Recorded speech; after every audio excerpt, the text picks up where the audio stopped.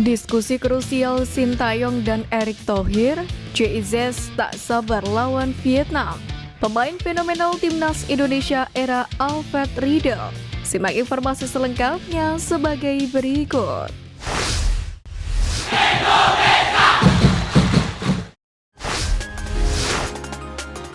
Diskusi tertutup dengan Erick Thohir, ST optimis bungkam Vietnam. Kabar menarik datang dari pelatih timnas Indonesia Sintayong yang telah menggelar pertemuan dengan Ketua Umum PSSI Erick Thohir usai melakukan kunjungan di Eropa. Pertemuan Sintayong dan Erick Thohir sendiri diketahui dari unggahan Erick Thohir di akun Instagram pribadinya @erikthohir. Dalam unggahan ini terlihat potret keduanya yang sedang berdiskusi. Dalam caption yang dituliskan, Erick Thohir menjelaskan bahwa pertemuan itu dilakukan guna mendiskusikan persiapan timnas Indonesia melawan Vietnam, yakni di kualifikasi Piala Dunia 2026 zona Asia. Erick Thohir memastikan timnas Indonesia akan berusaha memberikan yang terbaik di dua pertandingan melawan Vietnam. Sintayong sendiri sangat yakin timnas Indonesia akan meraih hasil positif.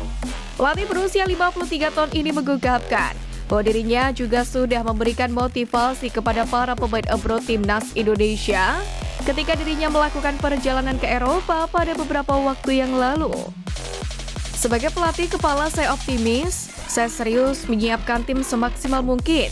Saat bertemu dengan beberapa pemain timnas di Eropa, saya menyempatkan diri berbicara bahkan malam dan membangun motivasi para pemain untuk menang melawan Vietnam. Ujar Sintayong dilansir dari laman resmi PSSI. Menatap laga tersebut, Sintayong telah memanggil setidaknya 28 pemain terbaiknya. Bahkan dari 28 nama yang dipanggil, ada 4 wajah anyar yakni JIZ, Tom Haye, Nathan Jeon, dan Ragnar Oratmangun. Tambahan pemain keturunan tersebut diharapkan akan memberikan dampak pada skuad Garuda. Kendati demikian, Tom Haye dan Ragnar Oratmangun belum diketahui pasti perihal pengambilan sumpah warga negara Indonesia. Sedangkan Nathan dan JIZ sudah resmi menjadi WNI dan siap melakoni debutnya kala menghadapi Vietnam mendatang.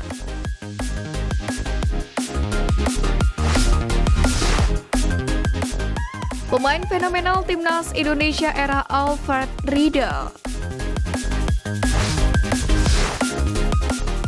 Pertama, Octavianus Maniani.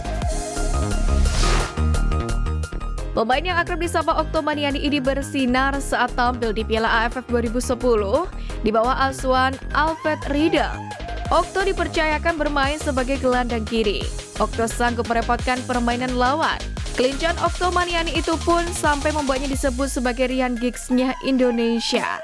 Sebab kegesitan Okto mirip masa kejayaan Giggs di Manchester United. Namun selepas Piala AFF 2010, karir Okto cenderung meredup. Hingga kini, talenta asal Papua tersebut diketahui tidak lagi bergelut di dunia sepak bola.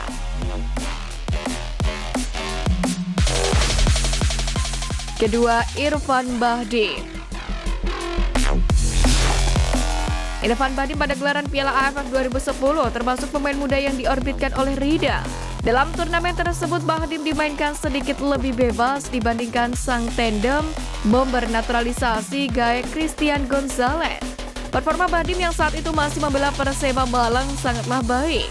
2 gol pertandingan melawan Malaysia dan Laos membuktikan kemampuan pemain blasteran Arab Belanda tersebut. Usai Piala AFF 2010, karir Irfan Bahdim pun melejit dengan menjadi langganan skuad Garuda hingga malang melintang bersama beberapa klub tanah air. 3. Ahmad Bustomi. Di masa Alfred Riedel, peran Ahmad Bustomi begitu penting di timnas Indonesia bersama Firman Utina di lini tengah. Bustomi bertugas sebagai penyeimbang lini tengah timnas Indonesia. Dengan kemampuannya mengantisipasi serangan dan menginisiasi serangan balik, Bustomi pun kala itu benar-benar bersinar. Hanya saja performa gelandang kelahiran Jombang ini tak terlalu maksimal pada turnamen AFF 2014 saat kembali dipanggil oleh Riedel.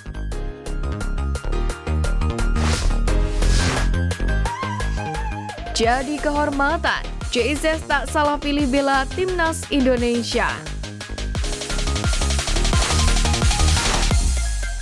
Bek anyar timnas Indonesia JSS tak bisa menyembunyikan kegembiraannya lantaran bakal menjalani debut bersama skuad Garuda di kualifikasi Piala Dunia 2026.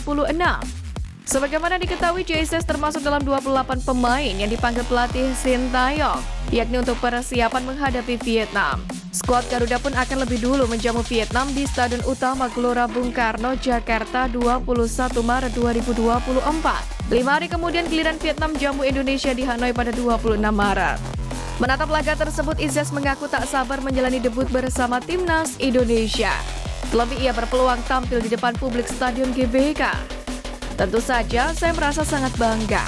Ini merupakan suatu kehormatan besar bagi saya dan keluarga saya. Saya sangat bersemangat dan tak sabar untuk bertemu dengan rekan-rekan dalam tim. Ini adalah sesuatu yang telah lama saya pikirkan dan bicarakan, jadi ini sangat istimewa, ujar JSS dikutip dari laman resmi PSSI. JSS sendiri resmi mengantongi paspor Indonesia sejak 28 Desember 2023 lalu.